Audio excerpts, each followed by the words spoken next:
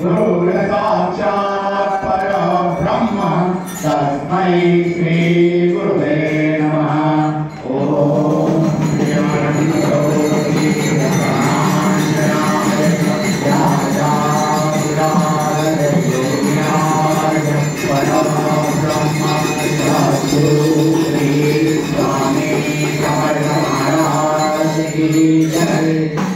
अनंत कोटी ब्रह्मांड नायक राजाधिराज योगीराज परब्रह्म सद्गुरु श्री स्वामी समर्थ महाराज यांच्या कृपेने आजची स्वामी समर्थ महाराजांची कथा आहे।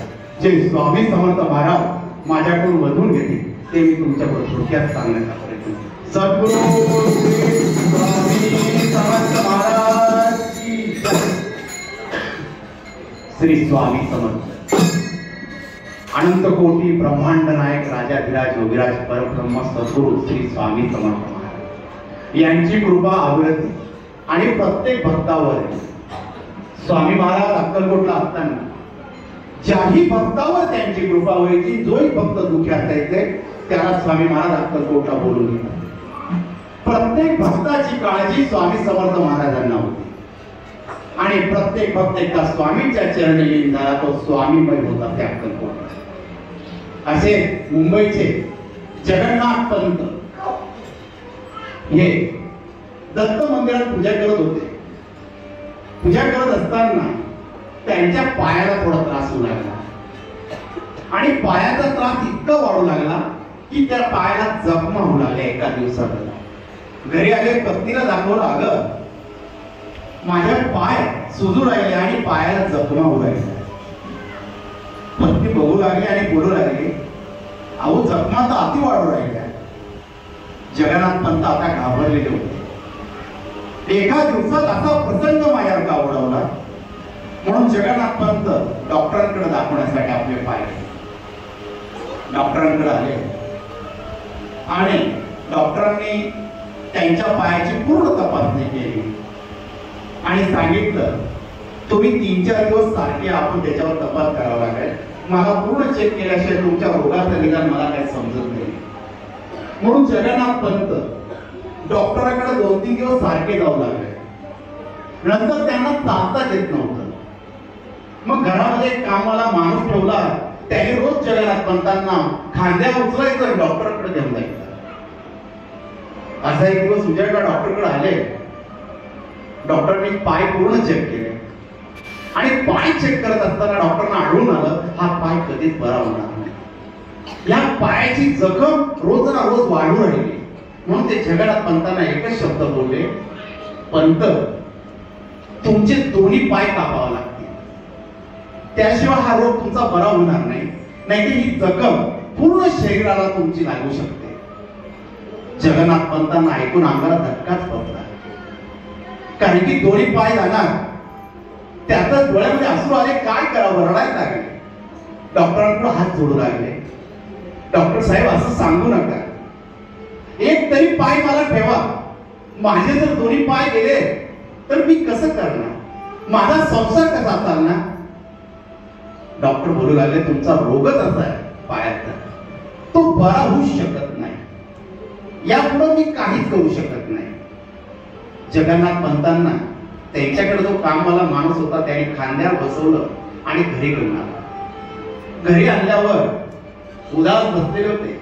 पत्नीला कोणत्या तोंडून सांगावे की दोन्ही पाय कापावं लागणार। पत्नी आली, पत्नीने पाणी दिलं आणि जगन्नाथ पंतांची खाली मान, उदास चेहरा पाहून पत्नीने विचारलं, अहो काय झालं, डॉक्टरांनी काय सांगितलं। तेवढ्या जगन्नाथ पंतांचे डोळे भरून आले आणि डोळ्यातून अश्रू खाली एक एक पडू लागले आणि पत्नी पुढे मान वर होत नव्हती की रडलेला चेहरा आपल्या पत्नीला दाखव कसा। रडलेल्या डोळ्यातून एक एक अश्रू खाली पडत होता। पत्नी जवळ गेली, पत्नीने हळूच नाणीला हात लावला आणि त्यांचा चेहरा वर केला। अहो रडता काय? पत्नीने आपल्या पदराने आपल्या पतीचे डोळे पुसले आणि सांगू लागले, अहो काय झालं सांगायचं तरी। आणि पत्नी रडू लागली। पतीचे डोळे पुसता पुसता स्वतःचे डोळे भरून आले होते पत्नीचे। पतीला जवळ गेला, आपल्या छातीशी भिडत आणि जगन्नाथ पंत ढसा ढसा रडू लागले त्या ठिकाणी। लहान बाळासारखे रडू लागले आणि पत्नी डोकं मान करून की अहो सांगा ना काय झालं, का रडताय? जगन्नाथ पंतांच्या मुखातून शब्द फुटत नव्हते. एक शब्द ते हळूहळू पत्नीला सांगत होते, अगं पाय कापायला लावले तुम्ही, माझे तर दोन्ही पाय कापले तर मी कसा जगेन, त्यापेक्षा मला मरण आलेलं चांगलं. अहो असा अभद्र करू नका, नक्की काही ना काही मार्ग निघेल. डॉक्टरांनी कुठलाच मार्ग सांगितला नाही. माझे दोन्ही पाय कापायला लावलेले आणि परत जगन्नाथ पंत रडू लागले. पत्नीने आपल्या पतीला जवळ घेतलं आणि धीर दिला. कधी बी आयुष्यात जेव्हा पतीचा धीर संपतो त्यावेळेस सर्वात मोठा आधार देणारी त्याची पत्नी ही त्याच्या जवळ. माणसाला आयुष्यात भरपूर संकट येतात, पण आपली पत्नी जर तिथे खंबीर असते तर त्या संकटातून तारवण्याचं काम ही पत्नी करते. आयुष्यामध्ये सुंदर पत्नी भेटणं कोणालाही शक्य आहे, पण जी पत्नी समजून घेते पतीला, तिचा स्वभाव सुंदर आहे, अशी पत्नी नसीबवाल्यांना भेटते. अशी पत्नी त्या जगन्नाथ पंतांना भेटलेली होती. तिने आधार दिला. रडतात कशाला, काही ना काही मार्ग नाही. लहान बाळासारखे जगन्नाथ पंत रडत होते आणि पतीने धीर दिला. जगन्नाथ पंतांना सांगितलं तुम्ही थोडा आराम करा आणि पतीला झोपू दिलं. तिला माहित होतं आज जर मी पती पुढे रडले, माझ्या पतीचा जर धीर कमी झाला तर माझे पती परत कधीच चालू शकणार नाही. म्हणून मला माझ्या पतीला आधार द्यायचा आहे, माझ्या पतीला हिंमत द्यायची. आणि ती हिंमत ती पत्नी जगन्नाथ पंतांची देत होती. जगन्नाथ पंत थोडे विचार करता करता झोपी गेले. जगन्नाथ पंतांची पत्नी घराबाहेर आली, दत्त मंदिरात गेली आणि दत्त मंदिरात रडू लागली. सर्व मनातलं दत्त मंदिरात आपलं दुःख देवाला सांगू लागले. रडत असताना एक म्हातारी बाई तिथे आली. अगं बाई रडतेस काय? तिने सांगितलं सर्व वृत्तांत पतीचा त्या म्हाताऱ्या बाईला सांगू लागले. अहो आजी असं असं झालं.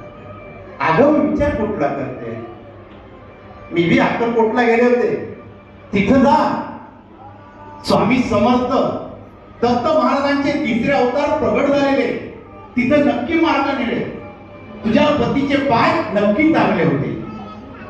तिला धीर आला. दत्त मंदिरात एक म्हातारी सांगते दत्त महाराजांचा प्रसाद आहे, हा अनुभव आहे, म्हणून दत्त महाराजांच्या पाया पडणे घरी आली आणि पतीला सांगते असं सुंदर वाक्यात सांगते, अहो अहो घाबरतात कशाला, तुमचे पाय आता बरे होणार आहे. जगन्नाथ पंतांना धीर मिळाला, माझे पाय बरे होणार आहे. चटकन बसते. काय सांगते? हो आपल्याला अक्कलकोटला गेलं पाहिजे. तिथे स्वामी समर्थ म्हणून स्वामी समर्थ दत्त महाराजांचे तिसरे अवतार आहे, त्यांच्या आशीर्वादाने तुमचे पाय नक्की बरे होईल. आणि जगन्नाथ पंतांची दत्तावर श्रद्धा असल्यामुळे त्या अक्कलकोटच्या तयारी जाऊ लागली. जो त्यांच्याकडे माणूस कामाला होता त्याला बरोबर घेतलं आणि तिघ जण अक्कलकोटच्या दिशेने निघाले. अक्कलकोटला काही दिवसात येऊन पोहोचले. स्वामी महाराज त्यावेळेस थोडप्पा महाराजांच्या घरी राहतात ते आणि जगन्नाथ पंत त्यांची पत्नी तो कामाला अक्कलकोट मध्ये आली.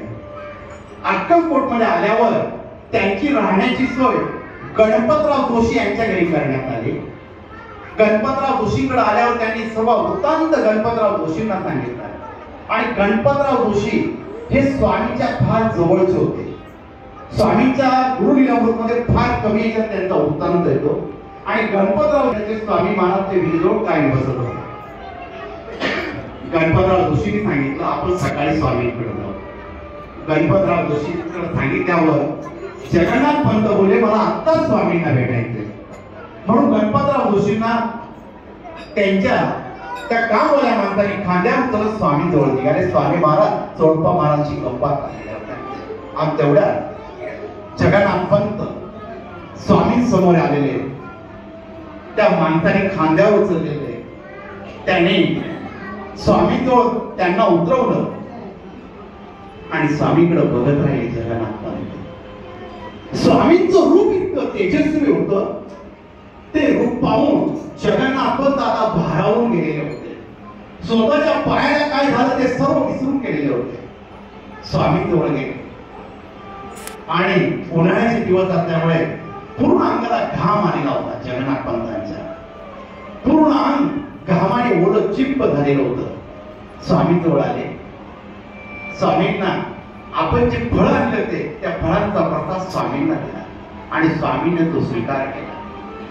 जगन्नाथ पंत स्वामींच्या चरणावर आपलं मस्तक ठेवत आहे आणि सर्व आपलं मनाचं दुःख स्वामींना सांगत आहे. स्वामींना सांगत असताना त्यांनी आपले पाय असे लांब केले होते. पायाच्या जखमांवर काही पट्ट्या बांधलेल्या होत्या, पण ऊन इतकं असल्यामुळे घामाच्या धारा असल्यामुळे त्या पट्ट्या बाजूला पडत होत्या. जखमा आता दिसत होत्या. महाराजांच्या चरणांवर गणपतराव जगन्नाथ पंतांनी आपलं मस्तक ठेवल्यावर स्वामी महाराज एकच बोलले, अरे हरामखोर, अजून गेला नाहीस का? जशा पट्ट्या निघत होते स्वामी महाराज तसे चिडत होते. गणपतराव जोशी घाबरले आणि जगन्नाथ पंतांकडे पाहू लागले का यांचं काय चुकलं का? जगन्नाथ पंतांनी वर मान केली, स्वामींकडे बघू लागले. स्वामी काय? स्वामी परत बोलले, या हरामखोराने अजून तुला सोडलं नाही. आणि स्वामी महाराज एवढेच दोन शब्द बोलले आणि तेवढ्यात जगन्नाथ पंतांची पत्नी समोर आली, स्वामींना बोलू लागली, स्वामी क्षमा असावी काही चुकले. त्या स्वामी सांगतात, माई तुझं काही चुकलेलं नाही. दर्शन घेतलं आणि जगन्नाथ पंतांना परत गणपतराव जोशीच्या घरी आणले. गणपतराव जोशी जगन्नाथ पंतांना सांगू लागले, तुम्ही स्वामींच्या दरबारात आलेला आहात. स्वामींच्या बोलण्यावरून असं वाटतंय की तुमचं काम नक्की होईल. स्वामी तुमच्यावर नक्की प्रसन्न होते. असे ते 2 महिने अक्कलकोट मध्ये राहू लागले. रोज स्वामींच्या दर्शनाला जाऊ लागले आणि रोज स्वामींना फळाचा नैवेद्य देत होते. एक दिवस परत ते स्वामींच्या दर्शनाला निघाले आणि त्या दिवशी त्यांना असं कळालं की स्वामी आता अक्कलकोट मध्ये नाहीये, स्वामी मोगलाई मध्ये गेले. म्हणून ते स्वामींचा पूर्ण शोध करू लागले, पण स्वामी कुठेच सापडले नाही.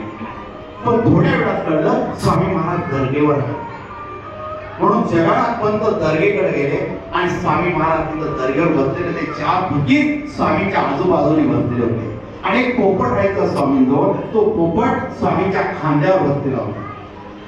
स्वामी महाराज त्या पोपटाच्या अंगावरून हात फिरवत होते आणि तेवढ्यात जगन्नाथ पंत झाले आणि स्वामींकडे बोलू लागले, स्वामी या दुःखातून मुक्त करा. आता मला त्रास होतोय.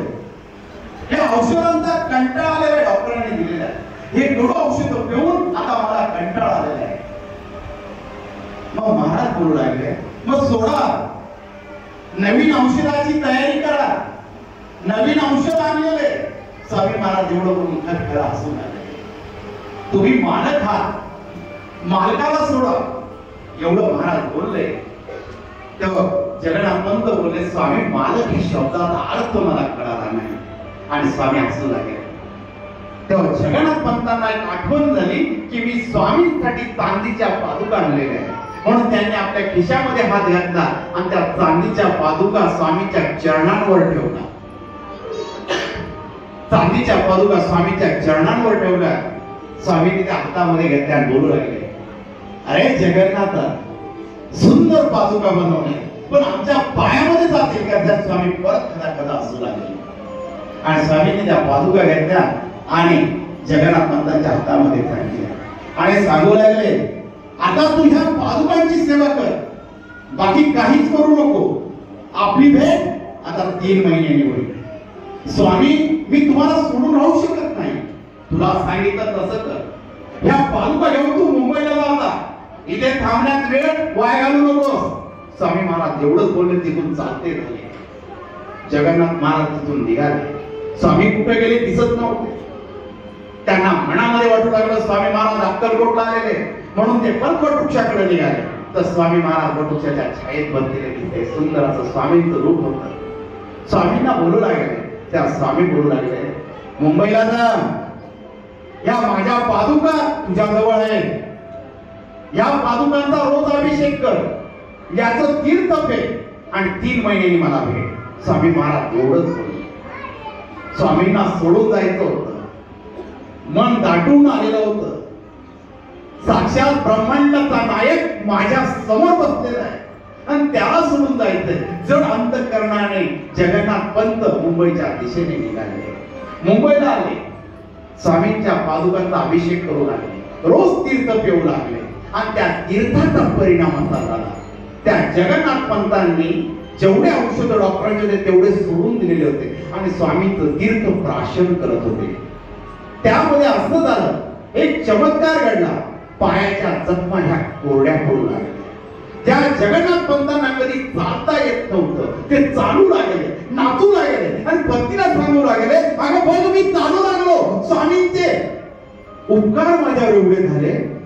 स्वामींचं नाव घेऊ लागले, स्वामी तुम्ही कुठे आहात, आणि रडू लागले. जोरजोरात स्वामींचं नाव घेत आहे, मला ब्रह्मांड नाही अक्कलकोटला बसला असताना मला काय होऊ लागले. आणि पत्नी जवळ आले, बिलगले आणि रडू लागले, अगं मला चालू यायला लागलं, स्वामींच्या कृपेने मी चालू लागलो, आज मी उभा राहिलो. आणि त्या आनंदाचे अश्रू डोळ्यामधून पडू लागले. दोघे एकमेकाकडे बघू लागले. आता आनंद घरामध्ये झालेला होता. मला अक्कलकोटला गेला पाहिजे. ज्या स्वामींनी मला चालायला शिकवलं, ज्या स्वामींमुळे मी चालू लागलो, आज तो माझ्या आयुष्यातला मोठा चमत्कार. दोघं पती पत्नी अक्कलकोटच्या दिशेने रवाना झाले आणि स्वामी महाराज चोळप्पावांच्या घरातच बसलेले होते.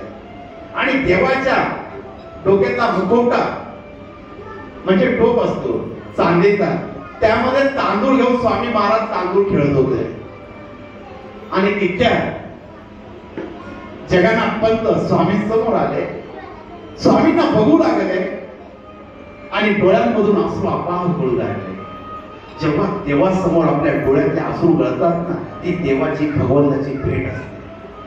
कधीच अश्रू आपल्याशी गळत नसतात. अश्रू त्याच वेळेस गळतात ज्या भगवंताचं सूक्ष्म रूपाने आपल्याला स्पर्श होतो, तेव्हाच आपल्या डोळ्यातून अश्रू भगवंतासमोर गळत असतात. तसे ह्या जगन्नाथ पंतांचे अश्रू गळू लागले आणि स्वामींच्या चरणाशी घट्ट मिठी मारली. भगवंता असेच प्रसन्न होणार होता माहित नव्हतं. आज जर मला दुःख झालं नसतं स्वामी महाराज, तर मी तुमच्यापर्यंत पोहोचू शकलो नसतो. स्वामी महाराज हसू लागले, हात हे करू लागले आणि म्हणू लागले, अरे जगन्नाथा, ज्याही भक्तावर आमची कृपा होते, ज्याही भक्ताला आम्हाला आमच्या जवळ बोलावं लागतं, त्या भक्तावर आम्ही प्रसन्न होतो, त्याला आम्ही दुःख देतो, मग आम्ही आमच्या जवळ बोलवत असतो. जो दुःखामध्ये डगमगला नाही त्याच्या जवळ आम्ही असतो आणि त्या भक्ताला आम्ही कधी डगमगू देत नाही, कारण तो आमचा भक्त असतो. जो आमचं नामस्मरण घेतो आम्ही त्याच्या जवळ असतो. आमचं नाम अखंड घेणाऱ्यांजवळ आम्ही त्याच्या अहोरात्र त्याच्या जवळ असतो. आम्ही त्याची काळजी करतो. अहो तुमची काळजी आम्ही तेव्हाच करत होतो जेव्हा तुमच्या पायांना जखमा झालेल्या होत्या आणि त्या काळजीपोटी जी म्हातारी आली ती त्या रूपामध्ये आम्हीच तुम्हाला सांगायला आलो होतो. तेव्हा जगन्नाथ पंतांना त्यांच्या पत्नीला आनंद झाला. तो मी स्वामीचे चरण पकडले आणि स्वामीने एकच आशीर्वाद दिला, देऊ नकोस.